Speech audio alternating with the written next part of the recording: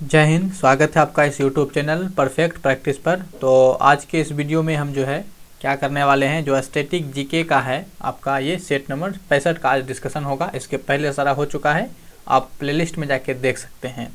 ये static GK question bank है जो कि एग्जाम में पूछा हुआ है और ये आपके आने वाले एग्जाम के लिए भी बहुत इंपॉर्टेंट हो जाता है। ये स्टैटिक जीके का वॉल्यूम नंबर 2 का बुक है, जैसा कि आप देख सकते हैं।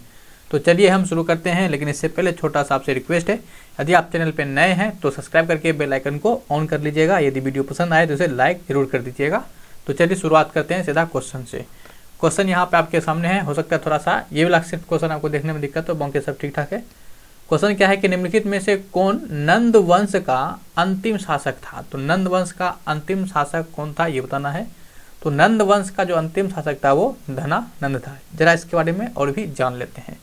देखिए, नंद वंश का जो संस्थापक था वो आपका महापद्म नंद थे। कौन थे? महापद्म नंद थे, जो कि शूद्र जाति के थे।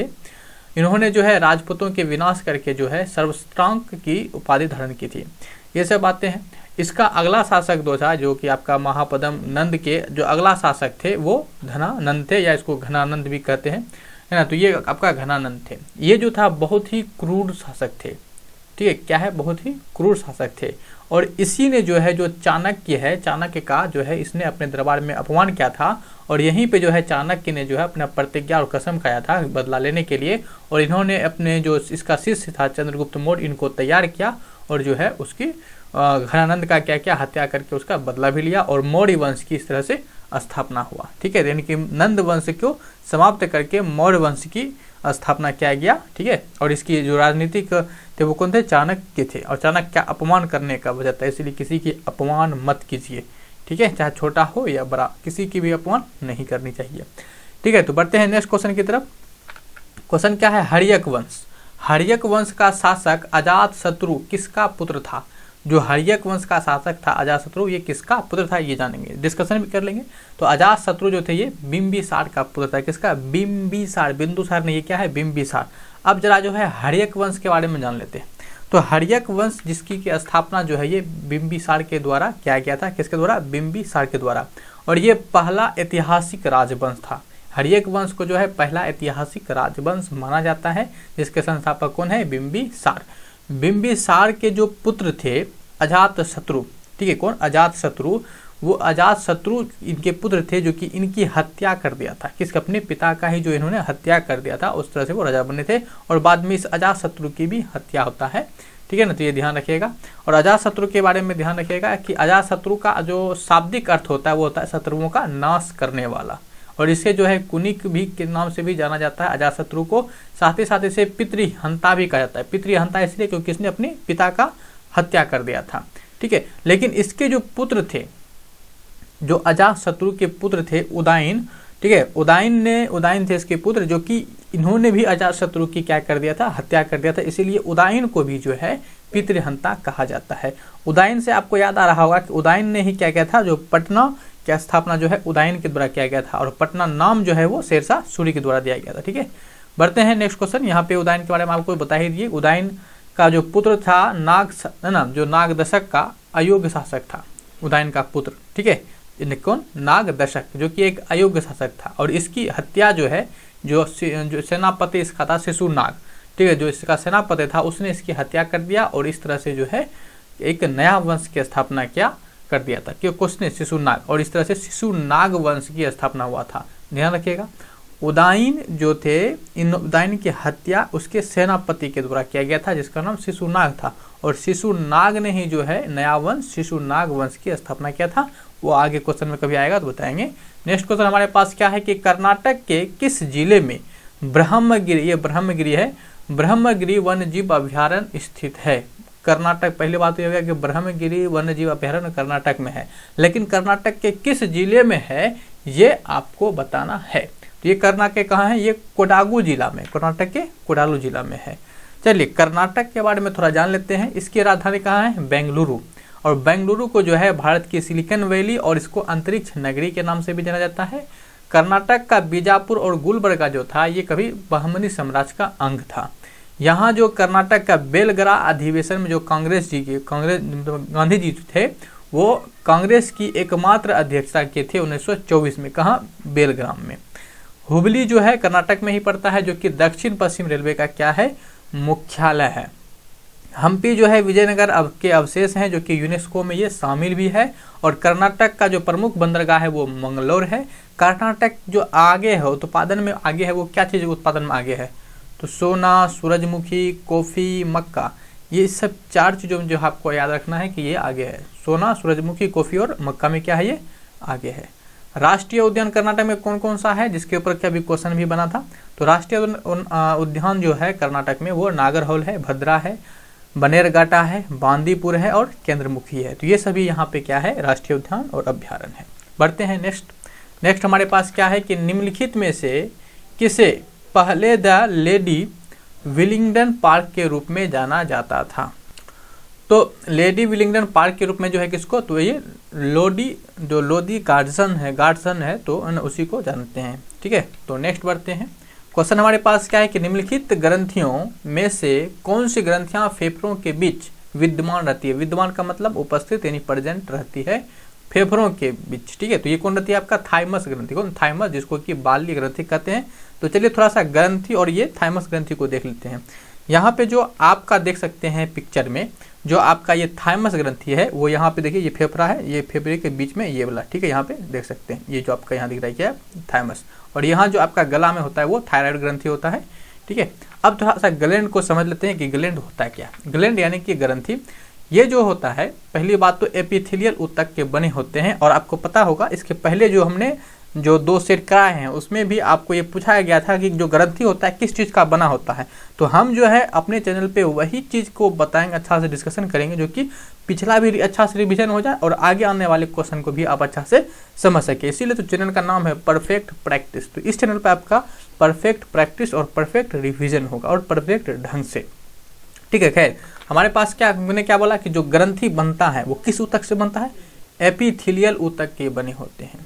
और ये जो ग्रंथि होता है ये थैलीनुमा रचना होता है और इससे जो है एंजाइम का भी निर्माण स्रावित होता है और हार्मोन। तो ग्रंथियां जो है ये दोनों ही कर सकते हैं।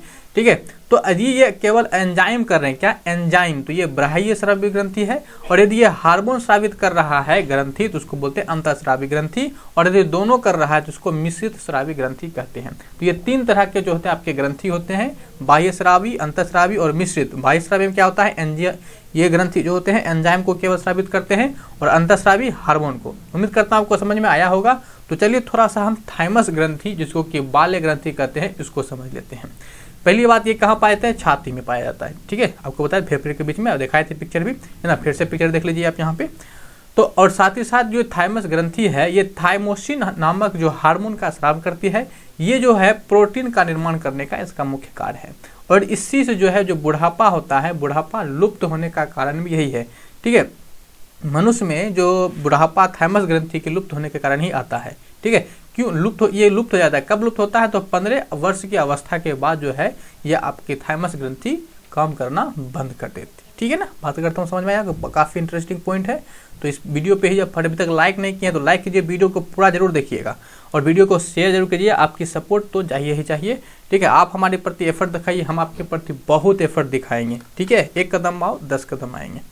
नेक्स्ट क्वेश्चन क्या है कि जब हम प्याज काटते हैं, बहुत इंटरेस्टिंग क्वेश्चन है ये, जब हम प्याज काटते हैं तो सिंथेज एंजाइम, ठीक है, प्याज के एमिनो एसिड सल्फोक्साइड को किस एसिड में परिवर्तित करता है? तो यहाँ पे देखिए पहली बात क्या है कि प्याज आप काटते हो, चलो प्याज लाते हैं, ये प्याज रह गया। ठीक है, तो यह प्याज इस तरह से आप काट दिए। तो जब प्याज काटते हैं तो क्या होता है कि सिंथेज एंजाइम जो होता है वो प्याज के जो एमिनो एसिड होता है, ठीक है, एमिनो एसिड, उसको क्या करता है, जो आपका सल्फोक्साइड होता है उसको बदल देता है। ठीक है, जो आपका सिंथेज एंजाइम है उसको किस में बदलता है ये बताना है, उसको सल्फोनिक एसिड में बदलता है। और इसी सब क्रिया अभिक्रिया के कारण, यानी कि इस सल्फोनिक एसिड के कारण जो होता है प्याज काटने पर आंखों से आंसू निकलता है। किसके कारण? ये सल्फोनिक एसिड का। कितना इंटरेस्टिंग पॉइंट था। इस पॉइंट पे जो है आप लाइक करके और कमेंट करके बताइए कि आपको ये जानकारी कैसा लगा। नेक्स्ट बढ़ते हैं, बिना समय को गंवाए, क्योंकि ज़्यादा बकवास करेंगे तो समय वेस्ट होगा। तो क्वेश्चन क्या है कि बोर्रा गुफाएं भारत के पूर्वी तट पर निम्नलिखित पहाड़ियों में से किस पहाड़ी पर स्थित है? कौन सा गुफा? बोर्रा गुफाएं। तो बोर्रा गुफा ये कहाँ पड़ता है? तो ये आपका अनंतगिरी में पड़ता है। कहाँ? अनंतगिरी में। नेक्स्ट क्वेश्चन आपके सामने कि बॉम्बे, जिसको कि अब मुंबई कहते हैं, में गेटवे ऑफ इंडिया की आधारशिला किस वर्ष रखी गई थी? तो किस वर्ष जो है इसकी आधारशिला रखी गई थी? ये 1911 में रखा गया था गेटवे ऑफ इंडिया को। चलिए आपको दिखाते हैं, यहाँ आप पिक्चर में देखिए। लेकिन चलिए इसके बारे में थोड़ी सी चर्चा भी कर लेते हैं, डिस्कशन थोड़ा सा जरूरी भी है ना। तो gateway of India, gateway of India जिसको कि भारत का प्रवेश द्वार कहते हैं, क्योंकि समुद्र के किनारे है। ये भारत के जो मुंबई शहर है इसमें दक्षिण में समुद्र तट पर ये स्थित है। इसकी जो स्थापना दिसंबर 1911 में जो है अपोलो बंदर मुंबई में ब्रिटिश साम्राज्य जो राजा था जॉर्ज पंचम, सम्राट जॉर्ज पंचम, और जो महारानी मैरी थी, इसकी प्रथम आगमन के याद में इसको बनाया गया था। और इसकी डिजाइन जो है जॉर्ज विटेट के द्वारा किया गया था, जो कि ब्रिटिश वास्तुकार थे। ठीक है, तो यहाँ पे आप इस तरह से देख सकते हैं कि इस तरह से वो ब्रिटिश आई होगी जॉर्ज पंचम, और यहाँ से इसकी स्वागत यहीं से किया गया। ठीक है, अब इसके बगल में ये आप देख सकते हो, और ये दो प्लेस देख सकते हो। आपको बताना है कि ये जो लाल वाला चीज है ये कौन सा पैलेस है। ठीक है, नेक्स्ट बढ़ते हैं कि 4वीं शताब्दी ईसा पूर्व में मगध की राजधानी को डैश स्थानांतरित कर दिया गया था। तो जो मगध की राजधानी था वो 4वीं शताब्दी ईसा पूर्व में कहाँ किया गया था? तो ये आपका पाटलिपुत्र किया गया था। कहाँ? पाटलिपुत्र। नेक्स्ट क्वेश्चन बढ़ते हैं। आपके पास क्वेश्चन क्या है कि शुष्का छिपाक, ठीक है, यानी कि जीरोफिथर्मिया विटामिन डेस की कमी से होती है। तो ये जो जीरोफिथर्मिया जो होता है ये किसके कमी से होता है? ये विटामिन ए की कमी से होता है। विटामिन ए का रासायनिक नाम क्या है? रेटिनोल है। क्या है? रेटिनोल है। ठीक है, ये ध्यान रखेंगे। यहाँ जो है आप सारे विटामिन और उससे होने वाले रोग को देख सकते हैं। तो चलते हैं, आप रोग के देख लीजिए। नेक्स्ट क्वेश्चन हमारे पास क्या है कि भारत के संविधान का अनुच्छेद 17 देश के अनुमन से संबंधित है। तो जो अनुच्छेद 17 है वो किससे संबंधित है? बहुत बार ये एग्जाम में क्वेश्चन पूछा है, इसको अच्छा से याद कर लीजिए। तो अनुच्छेद जो 17 है ये आपका जो छुआछूत है उसी से संबंधित है, और ये किसके अंतर्गत आता है? मौलिक अधिकार के। तो मौलिक अधिकार को चलिए समझते हैं। ठीक है, मौलिक अधिकार जो है ये संविधान के भाग 3 में है, और अनुच्छेद 12 से लेकर 35 तक इसका वर्णन किया गया है। और ये जो है इसे यूएसए के संविधान से इसको लिया गया है। और हमारे पास 6 जो है वर्तमान में मौलिक अधिकार है। पहले 7 हुआ करता था लेकिन अभी 6 है। और वो 6 कौन कौन सा है? तो समता का अधिकार जो कि अनुच्छेद 14 से 18 में है, स्वतंत्रता का अधिकार 19 से 22, शोषण के विरुद्ध अधिकार 23-24, धार्मिक स्वतंत्रता का अधिकार 25 से 28, सांस्कृतिक और शिक्षा संबंधित अधिकार 29-30, और संवैधानिक उपचारों का अधिकार जो है अनुच्छेद 32 में। याद रखिएगा कि आपातकाल के दौरान जो है आपका जो स्वतंत्रता का अधिकार है अनुच्छेद 20 और 21, इसको जो है नहीं रोक सकते हैं, बाकी को रोका जा सकता है। चलिए बढ़ते हैं नेक्स्ट क्वेश्चन को कि जैविक शब्दावली में डैश 2 जीवों के बीच एक ऐसा संबंध है जिसमें एक जीव लाभान्वित होते हैं और दूसरा कोई प्रभाव नहीं पड़ता, वो प्रभावी रहता है। यहाँ पे समझिएगा, हो सकता है आपको थोड़ा देखने में दिक्कत हो तो क्वालिटी थोड़ा बढ़ा लीजिए आप, है ना। यहाँ पे लेकिन इसका डिस्कशन समझिए। यहाँ पे क्या कह रहा है कि ऐसे जीवों में संबंध, ठीक है, 2 ऐसे जीवों में संबंध जिसमें कि एक जीव को तो लाभ हो लेकिन दूसरा को कोई फर्क नहीं पड़ता हो, तो उसको क्या कहते हैं? तो ये क्या कहलाता है? ये आपका सहभागिता कहलाता है। यहाँ पे सहभोजिता लिखा है तो ये सहभागिता कहलाता है। जरा इसको समझिए, ये दरअसल परजीवी होता है, परपोषी के अंतर्गत आता है। तो परपोषी किसको कहते हैं? जो भोजन बनाने के लिए जो है दूसरों के ऊपर निर्भर रहते हैं।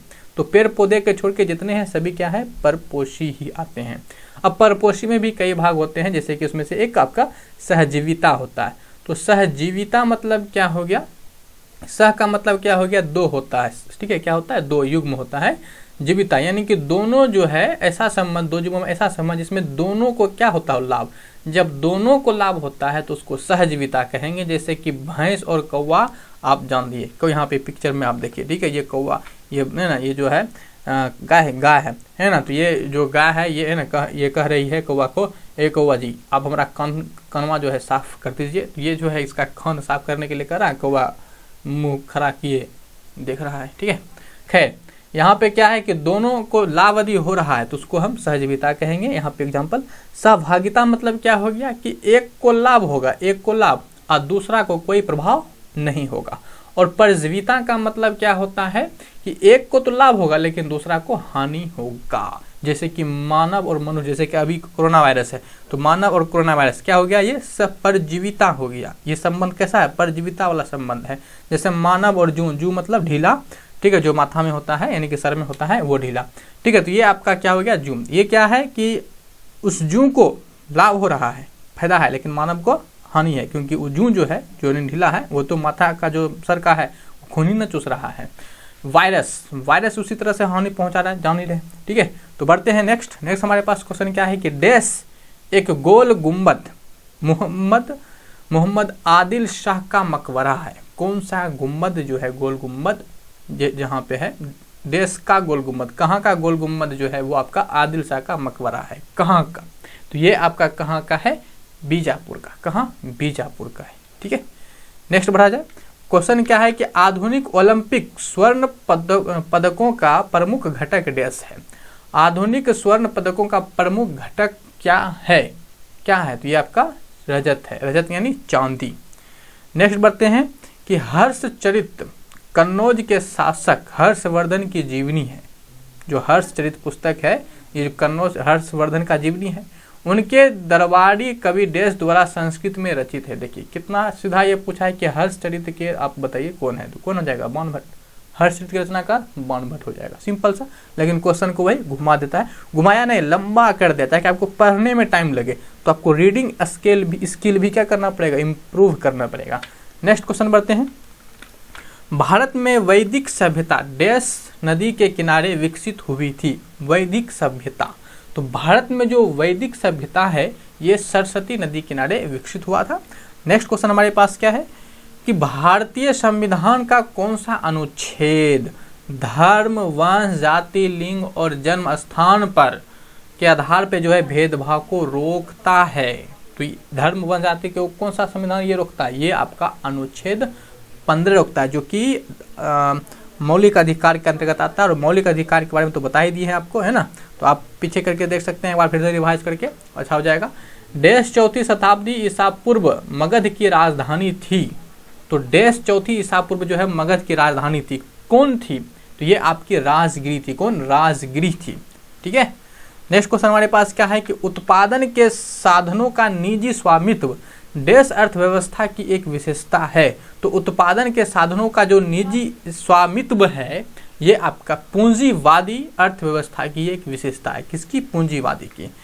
नेक्स्ट हमारे पास है कि गुजरात में डैश झील वस्तुतः एक कृत्रिम जलाशय है जो मौर्यों के शासन के दौरान बनाया गया था। तो गुजरात में जो है वो सुदर्शन झील है जो कि एक कृत्रिम जलाशय है, और यही सुदर्शन झील जो है मौर्य के शासन काल के दौरान बनाया गया था। चलिए बात रही गुजरात का, तो थोड़ा सा यहाँ पे इसको मैप में भी देख लीजिए कहाँ पे गुजरात पड़ता है, ताकि आपको मैप क्लियर हो कि गुजरात बोले तो दिमाग कहाँ आना चाहिए, ठीक है। तो यहाँ पे आप देख सकते हैं ये गुजरात हो गया, और यहाँ पे जो है आप ये झील देख सकते हैं, ठीक है, सुदर्शन झील। और इस तरह से जो है हमने ये सेट को कवर किया। ये आप सेट नंबर जो है 65 देख रहे थे। यदि आपको वीडियो और हमारा ये मेहनत और प्रयास पसंद आया है या जरा सा भी पसंद आया हो तो वीडियो को लाइक जरूर कीजिएगा। बहुत अच्छा लगता है जब आप लाइक करते हैं, और कमेंट करते हैं तो आपका कमेंट पढ़ के बहुत अच्छा लगता है। तो वीडियो को जो है जरूर शेयर कीजिएगा। चैनल पर नए हैं तो सब्सक्राइब किए बिना जो है जाना नहीं है, साथ में बेल आइकन को ऑन कर लीजिए, ठीक है। तो मिलेंगे हम बहुत जल्द नेक्स्ट वीडियो में, तब तक के लिए आप अपना ध्यान रखिए, और वैक्सीन नहीं लगाएं तो वैक्सीन लगा लीजिएगा, ठीक है। किसी प्रकार की दिक्कत नहीं है, स्वस्थ हैं, कोई दिक्कत नहीं है। तो मिलेंगे हम नेक्स्ट वीडियो में, तब तक के लिए जय हिंद।